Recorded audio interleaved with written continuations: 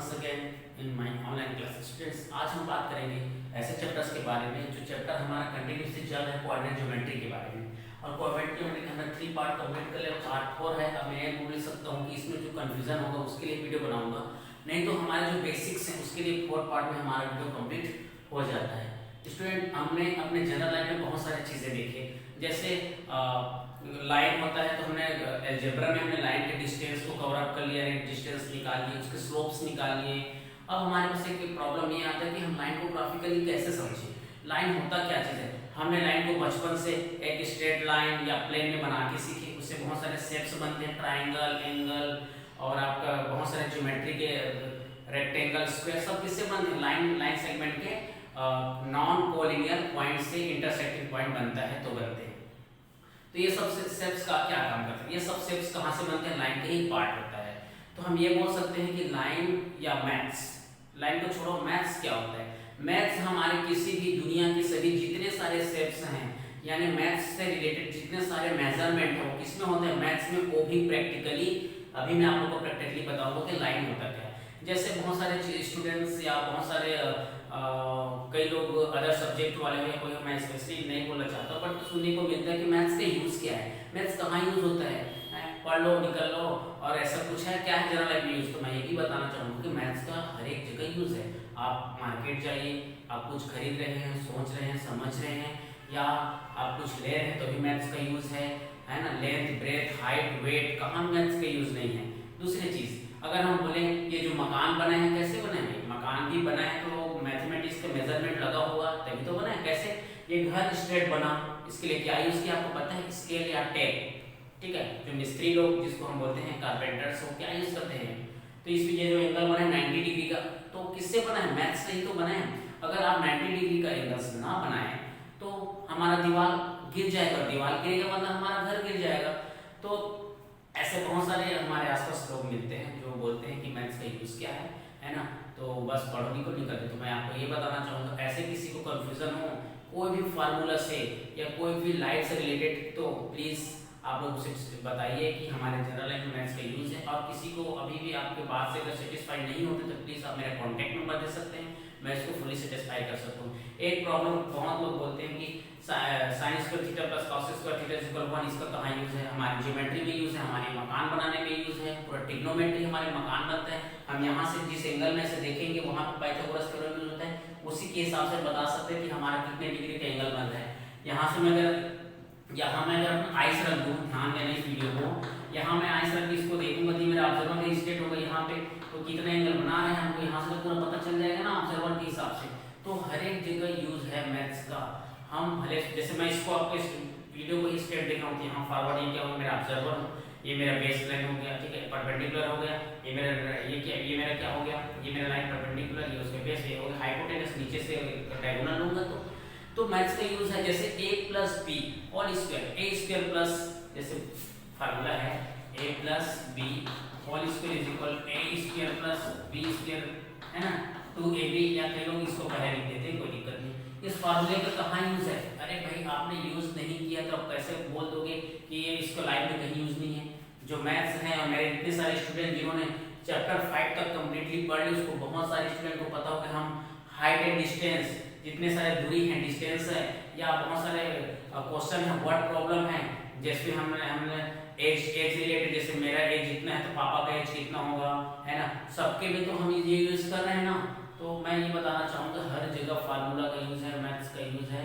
तो मैं ये बोलना चाहूँगा किसी को भी ऐसा नहीं बोलना चाहिए कि कौन सब्जेक्ट क्या है, ठीक है, उसकी इंपॉर्टेंट को समझना चाहिए। हर जगह हर एक का यूज, हमारे प्रैक्टिकल लाइफ में भी यूज है और जनरल लाइफ में भी यूज है, ठीक है। तो आइए हम आज बात करने वाले हैं, आई होप सबको मेरी बात समझ हो गया, और इतने देर वीडियो को देखने के लिए धन्यवाद। आइए हम अपने टॉपिक में पहुंचते हैं। कार्टेशियन प्लेन हम देखें कोऑर्डिनेट ज्योमेट्री, और उसमें हम आज बात करने वाले हैं इंटरसेप्ट और इक्वेशन ऑफ लाइन। हमने लाइन तो बहुत सारे पढ़े, लेकिन हम देखते हैं प्रैक्टिकली ज्योमेट्री में कि लाइन का इक्वेशन क्या होता है, इंटरसेप्ट पॉइंट क्या होता है। लाइन के इक्वेशन के लिए हमको चाहिए लेट स्लोप। देखो कोई भी लाइन होगा उसमें स्टीपनेस तो होगा ही, स्लोप तो होगा ही। तो ये मैंने लाइन के 2 पॉइंट लिया है ना, ए और पी। अभी ध्यान देना, ए और पी पॉइंट को आप भूल जाओ, मैं बताऊंगा। ए और पी मैंने लिया है। अब देखते हैं स्लोप, उसका मैंने एम ले लिया। स्लोप क्या लेंगे, एम मुझे नहीं पता, क्योंकि देखो ना अभी मैं इसको बैक करते ऐसे ऐसे लाऊंगा तो मुझे क्या मिलेगा, इसका स्लोप यहीं कहीं मिलेगा, ऐसा स्लोप ये एक्स एक्सिस को काटते हुए चला गया। और यहाँ पे जो मिला उसी को तो बोलते हैं सी, इसी को तो बोलते हैं सी। वाई एक्सिस में देखो the intercept in Y axis is point C. हमने अभी तक सी देखे हैं, तो सी कहाँ इंटरसेप्ट कर रहा है, देखो लाइन टू सी में, इसी को बोलते हैं इंटरसेप्ट। इंटरसेप्ट मतलब एनी लाइन है ना, इंटरसेप्ट एनी एक्सिस एक्स और Y axis, that is called the intersecting point of the line. मतलब ये सी यहाँ से क्रॉस होकर चला गया, यहाँ पे बना दिया एंगल। और जैसे कि मैंने बताया है कि यहाँ पे जितना एंगल बनेगा उतना ही एंगल, सॉरी यहाँ पे जितना एंगल बनेगा थीटा, उतना ही कहाँ यहाँ पे भी थीटा बनता है। ये हमारी बात जनरल बातें हो चुकी जो हम पूरे वीडियो में बता चुके हैं। इस यहाँ पे हम वो बात नहीं करेंगे एंगल की, हम बात करेंगे लाइन ऑफ इक्वेशन। अब आई होप इंटरसेक्टिंग पॉइंट सबको समझ हो गए। इंटरसेक्टिंग पॉइंट एक्स एक्सिस को भी काट सकते हैं, वाई एक्सिस को भी काट सकते हैं, लेकिन हम हमेशा वाई एक्सिस में ही लेके लाइन को बनाते हैं, याद रखना। इसमें हम हमारा फार्मूला वाई के टर्म में आएगा। Intercept in Y axis point C मान लिए। Consider the point X Y, देखो हमने एक एक्स वाई कंसीडर कर लिया point on this slope M. अब देखते हैं यहाँ पे सी क्या होगा। तो देखो एक्स एक्सिस में कुछ नहीं है भाई, एक्स एक्सिस से वाई एक्सिस में चला गया है, ध्यान से समझिए। एक्स एक्सिस में ये 0 0 होता है और यहाँ से कहाँ चला गया है वाई में, तो हम देखते हैं यहाँ पे वाई यहाँ तक आया, तो ये क्या हो गया, ये क्या हो गया हमारा 0। और इंटरसेक्टिंग पॉइंट हमारा क्या हो गया यहाँ पे, अगर मैं इसको यहाँ पे लिख देता हूँ, सॉरी ऐसे ला के यहाँ थोड़ा, तो इंटरसेक्टिंग पॉइंट हमारा सी हो गया। तो हम ये बोल सकते हैं हमारा x1 y1 है, सॉरी है ना, ये हम बोल सकते हैं x1 और y1 है, और इसको हम बोल सकते हैं x2 और y2 है, ठीक है, कॉमा करके। तो हम उस फार्मूले स्लोप का, लाइन ऑफ स्लोप का फार्मूला क्या है, हमारा फार्मूला स्लोप ऑफ लाइन का m is equal y2 minus y1 and x2 minus x1।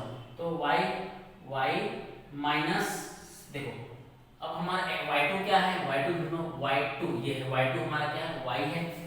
अब देखते हो y1 क्या है, c है, y1 क्या है, c है। x2 देखते हैं, x2 हमारा x ही है और x1 क्या है, 0 है।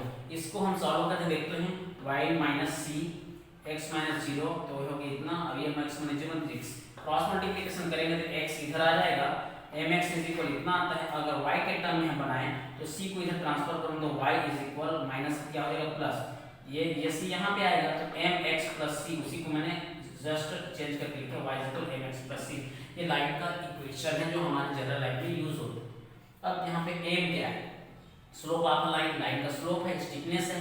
c क्या है, इंटरसेक्टिंग पॉइंट, c कहीं ना कहीं एक्सिस को क्रॉस करके जाएगा। y और x क्या है, y और x हमारे कोऑर्डिनेट्स हैं। एक एग्जांपल देखते हैं यहाँ पे, find the equation of the line m is equal 5.4 and c is equal 3। मतलब इसका मतलब क्या है, जो इस लाइन का जो स्लोप होगा वो 5/4 में क्या होगा, झुकाव के साथ चला जाएगा। और c जो है, c कहाँ पे, x एक्सिस को, c जो है हमने कहा कि at a point y axis को, c किसको क्रॉस करेगा, y एक्सिस को क्रॉस करेगा c। तो c की जो वैल्यू है 3 कहाँ पे जाएगा, y एक्सिस को क्रॉस करके निकल जाएगा, ठीक है, ऐसा y एक्सिस को क्रॉस करके निकलेगा। तो हमारा हम जानते हैं कि यहाँ पे हमने फार्मूला है ना निकाले हैं, y equal mx plus c, इसी में हम रख देंगे y equal mx plus c। देखो y equal mx plus c में तो c की वैल्यू है 3 और m की वैल्यू 5/4। इसको हम देखते हैं y इक्वल 5/4 x प्लस 3, यहाँ कुछ नहीं तो क्या लिखेंगे 1। हम जब एलसीएम में क्रॉस मल्टीप्लिकेशन से ये 4 इधर जाएगा तो 4 3 जा 12, और क्रॉस मल्टीप्लाई से 5 1 जो 5 तो 5 ही रहेगा। तो 5x प्लस 12/4, अब 4 को इधर मल्टीप्लाई कर देंगे बाय ट्रांसफर से, तो 4y हो जाएगा, 4y इक्वल 5x प्लस 12, इतना है इक्वेशन। अगर इसको मैं उधर ट्रांसफर करूंगा तो 0 इधर बचेगा 0 इक्वल 5x, ये y जो है माइनस में हो जाएगा प्लस का, और ये 12 तो पहले से था। तो ये क्या है, ये c है एंड ये y टर्म है, और ये क्या है, ये क्या है आपका x एक्सिस है। तो हम देखते हैं कि लाइन का इक्वेशन हमारे पास आ चुका है x और y दोनों एक्सिस के टर्म में। तो ये इस तरीके से हम देख सकते हैं लाइन ऑफ इक्वेशन कैसे निकालते हैं, इंपॉर्टेंस ऑफ लाइन क्या है। लाइन के बहुत सारे टाइप्स, बहुत सारे कॉम्प्लिकेटेड वर्ड्स होते हैं, कॉम्प्लिकेटेड थ्योरी होते हैं। तो आपके लिए जितना हो सके मैंने इसे प्रेजेंट करने की कोशिश किया, आई होप सबको समझ आया होगा। तो इस तरीके से हम देख सकते हैं कि लाइन के इक्वेशन कैसे बनाएंगे और लाइन को हम कैसे समझते हैं। तो ग्राफिकली ज्योमेट्री में लाइन के इक्वेशन ये है, और इसी को आपको याद रखना है, like time y is equal mx plus C.